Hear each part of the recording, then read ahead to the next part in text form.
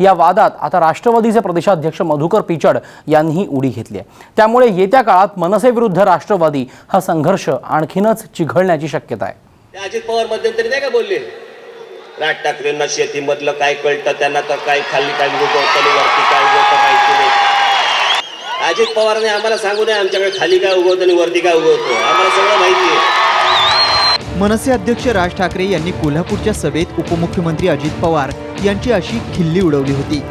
अजित पवारांनीही लगेचच त्यांच्या टीकेला प्रत्युत्तर दिलं। राज ठाकरेंनी पक्षाच्या नावावर ऑर्केस्ट्रा सुरू केला असून ते नौटंकीबाज आहेत अशी खरमरीत टीका अजित पवारांनी केली। राज्यात अलीकडे पक्षाच्या नावाखाली काही जणांनी ऑर्केस्ट्रा सुरू केला आणि दुसऱ्याची नक्कल करायची। मला सांगा, मी कुणाची नक्कल करून लोकांचे प्रश्न सुटणार? नाहीतर मी नक्कल करीन ना। अरे काय नकला करता, नौटंकी बाद झाली। असल्या विदूषकी चाळ्यामुळे लोकांची करमणूक होत असेल, पण लोकांचे प्रश्न सुटत नसतात। मनसेच्या खेडच्या सभेतही टीकांचा हा सिलसिला सुरूच राहिला। राज ठाकरे यांनी पुन्हा अजितदादांचा समाचार घेतला। आता अजित पवार म्हणाले की नकला करून काही राज्य चालत नसतं, नक्कल करायला पण अक्कल लागते।